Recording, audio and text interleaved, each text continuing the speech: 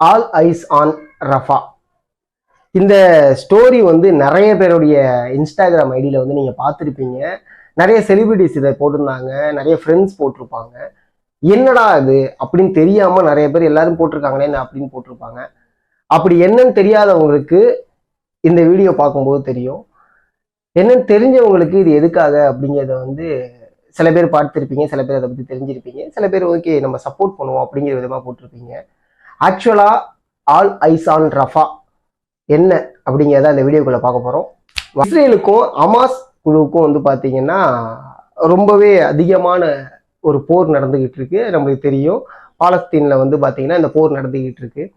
இடையில காசா அப்படிங்கிற இடத்த வந்து எந்த அளவுக்கு கஷ்டப்படுத்துறாங்க அப்படின்னு நமக்கு தெரியும். ஏன்னா ஹமாஸ் அந்த அந்த அமைப்பு வந்து பார்த்தீங்கன்னா இதுல பதுங்கியிருக்காங்க, இங்க இருக்காங்க, அவங்கள அழிக்கணும் அப்படிங்கிற ஒரு நோக்கத்தோட இஸ்ரேல்ல இருக்கக்கூடியவங்கலாம் வந்து பார்த்தீங்கன்னா அதுல வந்து ஈடுபடுறாங்க, ஒரு போர் நடத்துறாங்க. அங்க நிறைய பேர் வந்து ஹமாஸ்ல உள்ளவங்க மட்டும் தான் இருந்தாங்கன்னு கேட்டா கிடையாது, பொதுமக்கள் நிறைய பேர் வந்து இறக்க ஆரம்பிக்கிறாங்க. உடனே என்ன சொல்றாங்கன்னா, நீங்க இங்க இருக்காதீங்க, நாங்க இங்கதான் அட்டாக் பண்ண போறோம், நீங்க அப்படியே நார்த் சைடு போயிடுங்க, உங்களுக்கு பிரச்சனை வராதுன்னு சொல்றாங்க.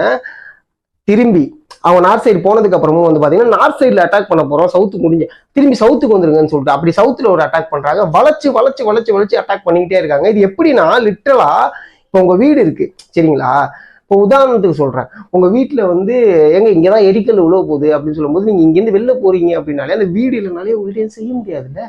ஸோ அந்த மாதிரியே ஒரு இடமா அங்க இருக்கிறவங்க மாறி மாறி மாறி மாறி போயிட்டு இருக்காங்க. அவங்களுக்கு எங்க தங்குறதுன்னு கூட வழி தெரியல. ஒரு ஒரு உண்மையா சொல்ல போனா ஒரு அகதியா தான் வந்து பாத்தீங்கன்னா அவங்களுடைய நாட்டுல அவங்களுடைய ஊர்ல வாழ்ந்துகிட்டு இருக்காங்க.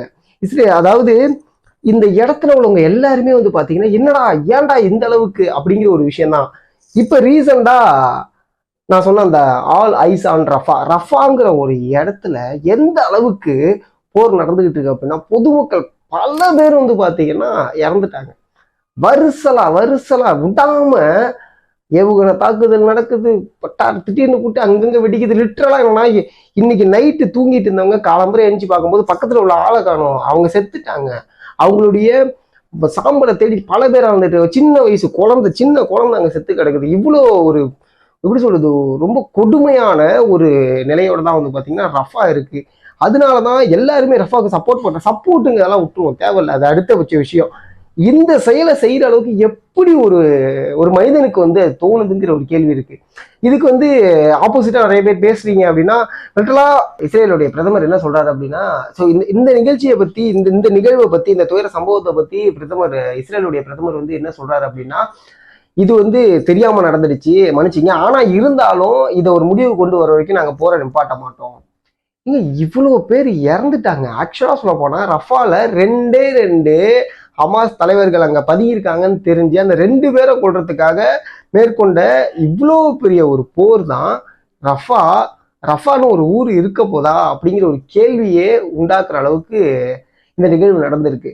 இது எப்படி தெரியுமா, லிட்டரலா ஒரு குழந்தைங்க, சின்ன குழந்தை, அந்த குழந்தை இல்லை, அதுதான் சொல்றேன்னா. இதெல்லாம் தாண்டி ஹாஸ்பிட்டலுக்கே போக முடியல. ஏன்னா ஹாஸ்பிட்டலே வந்து மூடி வச்சிடுறாங்க, புரியுதுங்களா? மூடி வச்சுட்டா அப்புறம் எப்படி அவங்க போவாங்க? அவங்கள ஹாஸ்பிட்டலையும் போக முடியாது, ஏன்னா இங்கே குண்டு போடுறாங்க, ஹாஸ்பிட்டல் உள்ள குண்டு போட்டுருவாங்க அப்படின்னு சொல்லிட்டு ஹாஸ்பிட்டல் மூடி வைக்கிறாங்க. இத்தனை விஷயங்கள் வந்து பாத்தீங்கன்னா ரஃபால நடந்துகிட்டு தான் இருக்கு. சும்மா நம்ம ஊர்ல ஃப்ளட்டு நடக்கும்போது யோசிச்சு பாருங்களா, நம்ம இபி இல்லாம இருந்திருப்போம். ஒரு வருஷம் இபி இல்லாம அந்த நாட்டுல அந்த மக்கள் வாழ்ந்துட்டு இருக்காங்க. இபியை விட்டுறா பரவாயில்லடா, சோறு சாப்பாடு இல்லாம என்ன பண்ணுவோம், ஒரு குழந்தைக்கு பால் இல்லாம என்ன பண்ணுவாங்க? இவ்வளோ ஒரு கஷ்டத்தோட இவ்வளோ ஒரு வலியோட இருக்கிறது தான் ரஃபா, காசா. இங்க இருக்கக்கூடிய மக்கள்லாம் ஒருவேளை சாப்பாடு நிம்மதியா சாப்பிட முடியுமா அப்படிங்கிற ஒரு பயத்தோட வாழ்ந்துகிட்டு இருக்காங்க.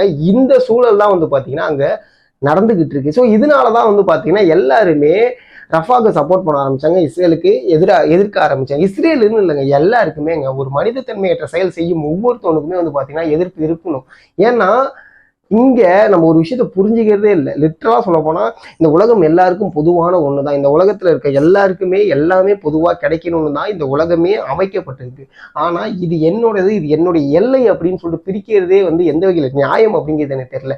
லிட்டரலா ஒரு விஷயத்த யோசிச்சு பாருங்களேன், பறவைக்கு வந்து எல்லை கிடையாது, அது முடிஞ்ச வரைக்கும் போகும். வேணந்தா அவங்களுக்கு வரக்கூடிய பறவை வந்து என்னுடைய எல்லை இது மட்டும் தான் அப்படின்னு சொல்லிட்டு வந்தது கிடையாது இல்லை.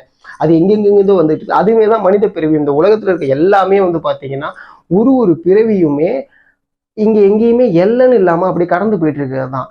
நம்மளேக்குள்ள ஒரு விஷயத்த யோசிச்சு பார்ப்போமே, இதெல்லாம் நம்மளுக்கு அப்படி கிடையாது. எல்லாமே ஒரு செகண்ட் அப்படியே போயிட்டு இருக்கிறது தான். அதை யோசிக்காம ஒரு செயல் செய்யுது எந்த வகையில நியாயம்னு தெரியல.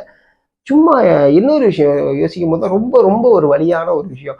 ஊருக்கு போயிட்டு வர நம்மளுக்கு திருப்பி வரும்போது வீடு இருக்குங்கிற நம்பிக்கையோட தாங்க ஊருக்கே போவோம். லிட்டரலா திருப்பி வரும்போது வீடு இல்லைன்னா என்ன பண்ணுவோங்கிற ஒரு கேள்வி இல்லை. அந்த இதுதான் அங்க ரஃபால நடந்துகிட்டு இருக்கு, காசால நடந்துச்சு. ஏன் இது எதுக்கு அப்படிங்கிற ஒரு கேள்வி. ஒரு அமைப்பை அழிக்கிறதுக்கு ஒரு ஊரையுமே ஒரு நாட்டையே அழிக்க முடியுமா, நாட்டையே அழிக்கணுமா அப்படிங்கிற ஒரு கேள்வி இங்க எல்லாருக்குள்ளயுமே வர ஆரம்பிக்குது. இது வந்து எங்கேயோ நடக்குது அப்படின்னு நம்ம வந்து கடந்து போயிட முடியாது. இது காதுகளை கேட்கறதுனால வந்து நம்ம பேசக்கூடாது. லிட்ரலா இது மிக பெரிய ஒரு கொடுமையான ஒரு செயல் தான். புரியுதுங்களா? உலக நாடுகளே வந்து பாத்தீங்கன்னா இப்ப பயத்திலையும் அச்சத்திலையும் தான் இருக்கு. என்னடா இந்த அளவுக்கு நடந்துகிட்டு இருக்கு. எஜிப்டெல்லாம் வந்து மூடிட்டாங்க, நீங்க வரவே கூடாதீங்க அப்படின்ட்டாங்க. ஏன்னா இங்கேருந்து அவங்க அங்கே போகக்கூடாது அப்படிங்கிற விஷயத்தால எஜிப்து ஃபுல்லாக மூடிட்டாங்க. அப்போ என்ன பண்ணுவாங்க? அவங்க எங்கேயுமே போக முடியாது. நார்த்தில் போனால் நார்த்தில் அடிக்கலாம், சவுத்தில் போனால் சவுத்தில் அடிக்கலாம், ரஃபாக்கு போனால் ரஃபால் அடிக்கலாம். என்னடா எல்லா இடத்துலையுமே போனால் அடிச்சிங்கன்னா இதுக்காக ஒரேடியாக ஒரு பெரிய குண்டா போட்டு சாக அடிச்சுட்டு போயிடுங்களாம் அப்படிங்கிற ஒரு மன நிலைமைக்கு தான் வந்து பார்த்தீங்கன்னா ரஃபால இருக்கவங்களும் கசால இருக்கவங்களும் மாறி இருக்காங்க. இரண்டு அமைப்புக்குள்ளே இருக்கக்கூடிய ஒரு போர் இத்தனை ஆயிரம் மக்களை கொல்லக்கூடிய அளவுக்கு கூடியதா அப்படிங்கிற ஒரு கேள்வியுமே இங்க உருவாயிருக்கு. நீங்க சொல்லுங்க, இது எந்த வகையில நியாயம் அப்படிங்கிற ஒரு விஷயம் சொல்லுங்க. இதுக்கான ஒரு விடை அப்படிங்கிறது இஸ்ரேலுடைய பிரதமர் எப்ப தன்னை இல்லை இது கரெக்டா இல்லப்பா இது நம்ம ஸ்டாப் பண்ணிடலாம், அந்த பர்சன்ஸுக்கு தனியா ஒரு விஷயங்கள் அப்படின்னு சொல்லிட்டு உருவாக்கினா மட்டும்தான் இது ஸ்டாப் ஆகுங்கிற ஒரு விஷயமே வந்து கிரியேட் ஆகி நிற்குதுன்னு வச்சுங்களேன். சும்மா யோசிச்சு பார்க்குங்க, எப்படி நம்ம ஒருத்தனை கொண்டுட்டாலே நம்மளுக்கு வந்து ரொம்ப கில்ட்டினஸ்ஸாக இருக்கும். ஒரு கொலைகாரனுக்கு எப்போதுமே வந்து பார்த்தீங்கன்னா ஒரு கில்ட்டினஸ் இருக்கும். ஐயோ அவனை கொண்டுட்டோமே அப்படின்னு சொல்லி, மிருகமாக இருந்தாலுமே சரி.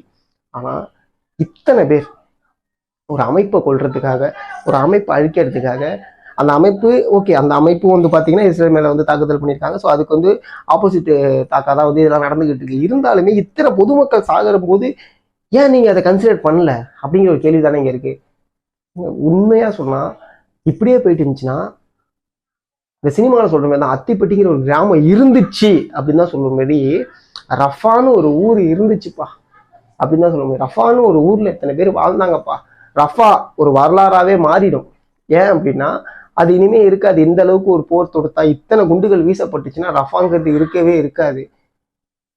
பெண்கள், குழந்தைகள், கை குழந்தைகள், இவங்க எல்லாருமே என்ன பண்றதுன்னே தெரியாம தவிச்சுக்கிட்டு இருக்காங்க. ஒரு குழந்தை தனியா அழுதுகிட்டு இருக்கு. அவங்க அப்பா இல்லை, அவங்க அம்மா இல்லை, குண்டு போட்டு செத்துட்டாங்க. அவங்க சாம்பலை கூட தேட முடியல. பல பேரோட சாம்பல் கிடைக்குது, பல பேரோட கை கால் கிடைக்குது, பல பேருக்கு என்ன ஆனாங்கன்னே தெரியல, எதுக்குள்ளே கிடக்குறாங்கன்னே தெரியல. அந்த அளவுக்கு ஒரு கொடிய சூழலோட தான் வந்து பார்த்தீங்கன்னா ரஃபா இருக்கு. ஸோ அதனாலதான் இன்னைக்கு எல்லாருமே அந்த இதை பார்த்துருப்பீங்க, ஆல் ஐஸ் ஆன் ரஃபா அப்படிங்கிறது. ஸோ இதை பற்றின கருத்துக்களை உங்களுடைய கருத்துக்களை வந்து இந்த கமெண்ட் பாக்ஸில் சொல்லுங்க. இதுக்கு என்ன தீர்வு அப்படிங்கிறதையும் கமெண்ட் பாக்ஸில் சொல்லுங்க. இது மாதிரியான பல வீடியோக்களை பார்க்க நம்மளுடைய சேனல் ஆக்ஷன் கட்சி சதீஸை சப்ஸ்கிரைப் பண்ணுங்க. கடிட்.